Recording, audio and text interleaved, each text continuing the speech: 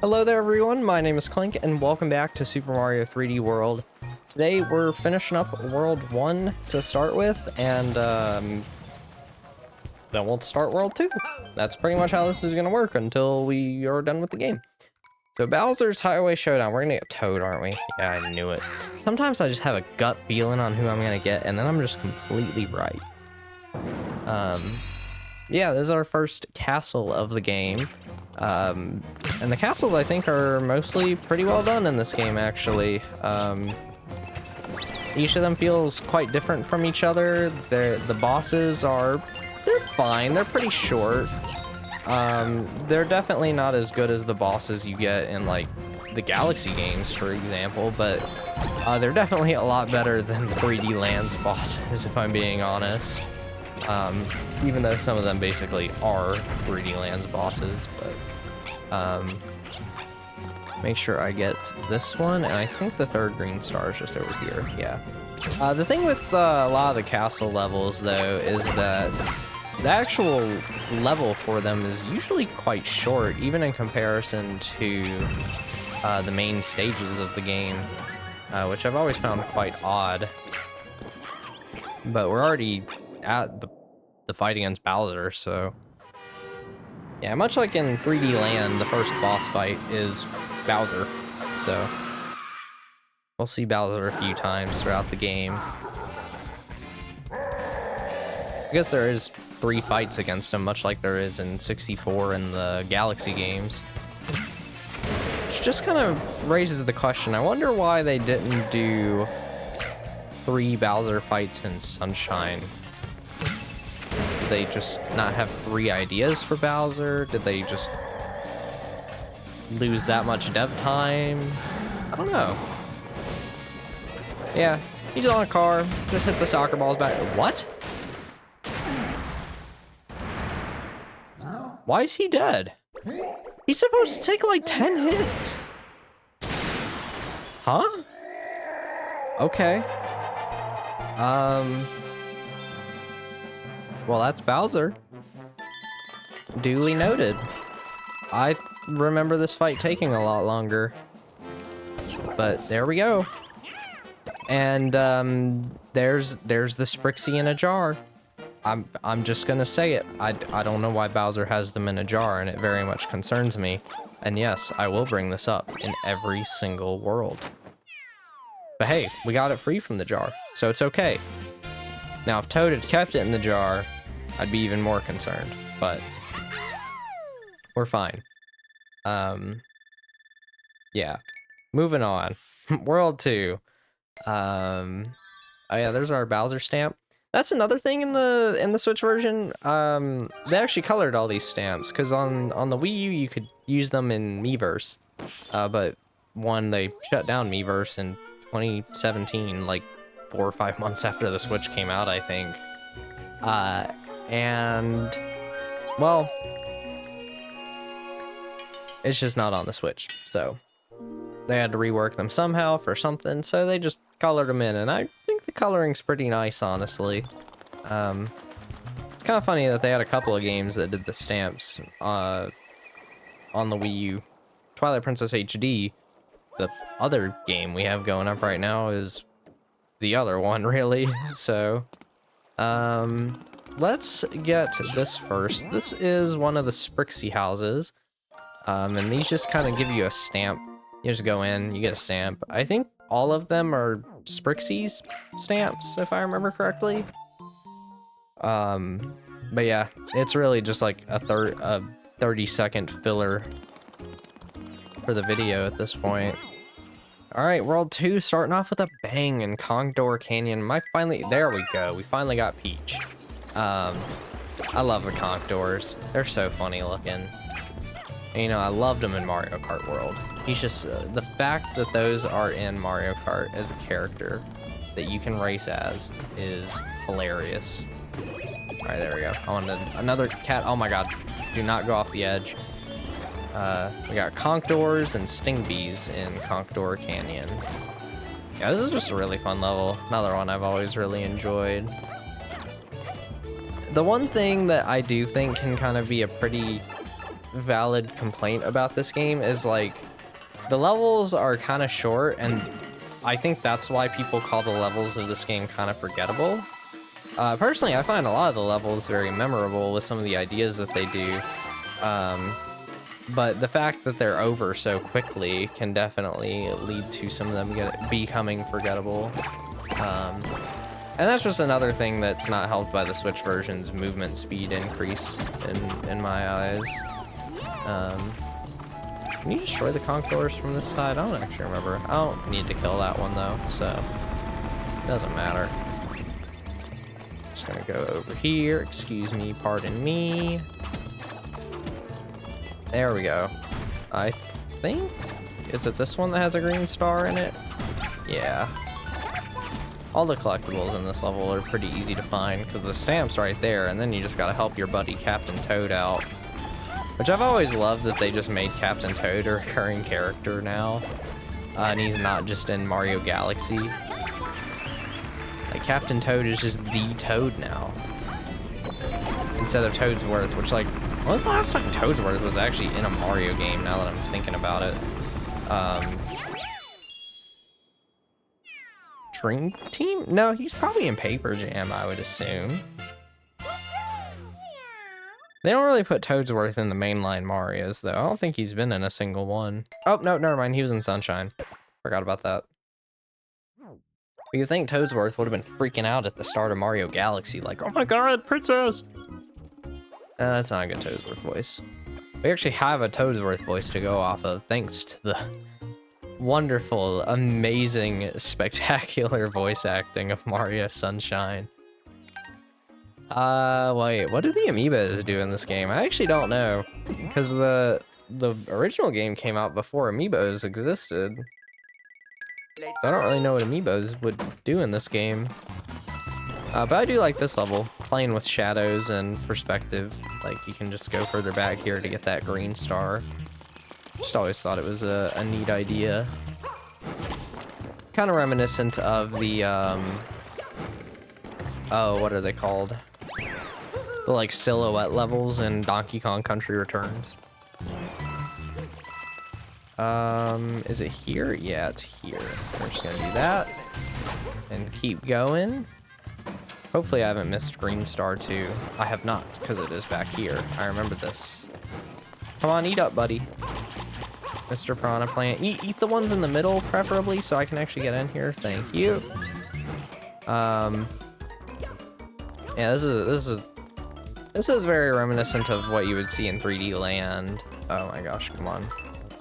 There we go. Had a hard time finding it there. I'm also noticing the frame rate dipping a little bit in those rooms. I don't know what's up with that. I don't remember it doing that on the Switch. Maybe it did and I just forgot, but I would think that it wouldn't happen on the Switch too. Especially because this game's like technically optimized for the Switch too. I think it has a resolution bump from the Switch, if I remember right.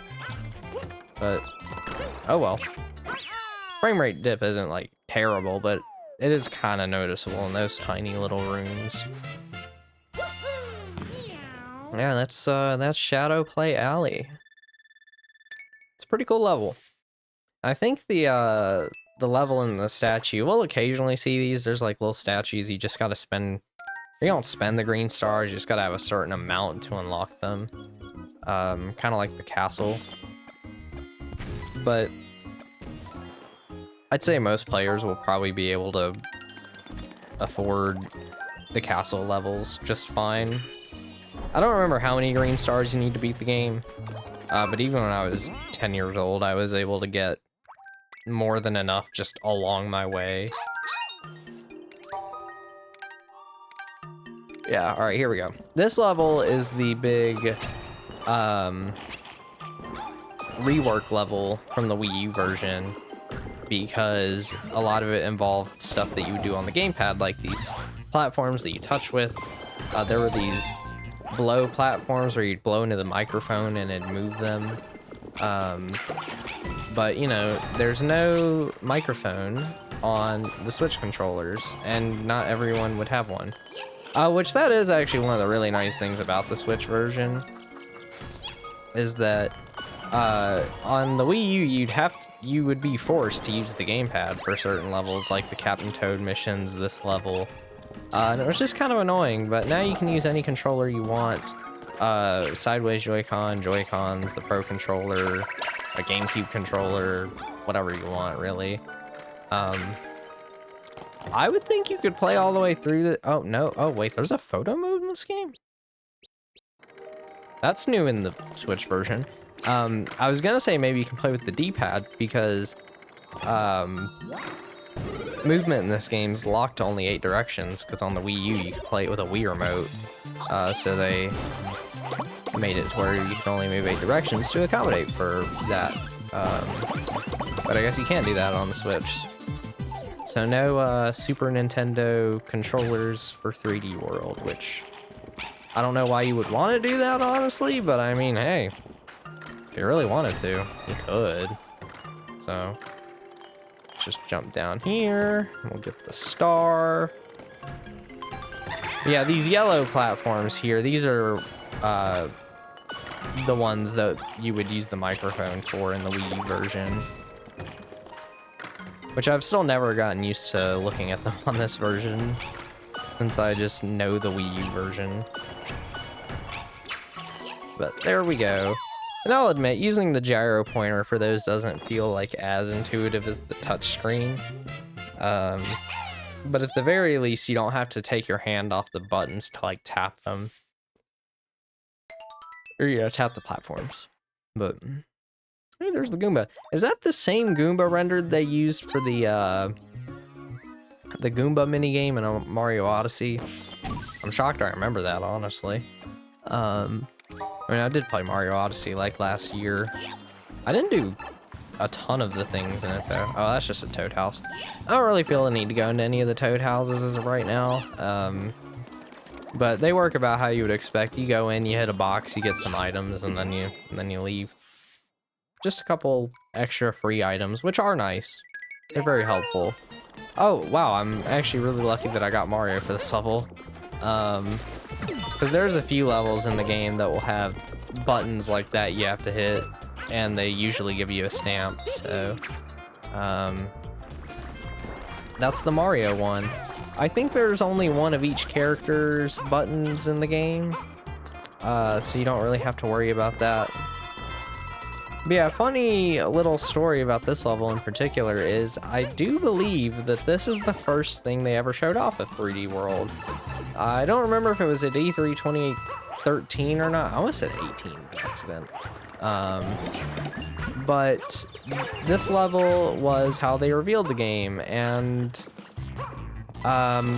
it was pretty underwhelming, honestly. I didn't really follow the discourse at the time, but from what I understand, a lot of people were really disappointed or just underwhelmed that this was the like Wii U's main flagship 3D Mario game when they saw that first trailer.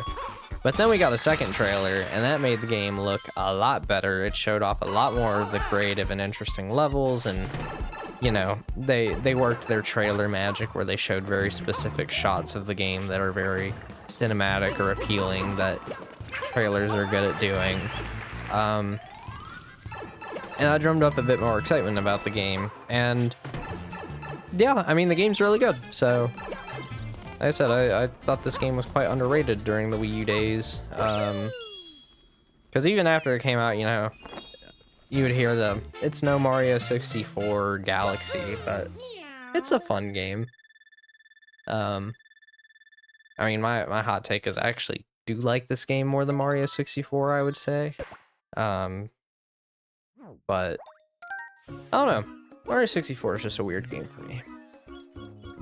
It's one that I like, kind of like, or like I do like it, but like I'll really enjoy it up to like a certain point in the game, and then I'm like, all right, I'm just not gonna play some of these levels, and then I'll just kind of finish the game. Usually I'll finish it with like 70 to 80 stars or something. Mystery House Melee. This is the first of these mystery houses, I guess.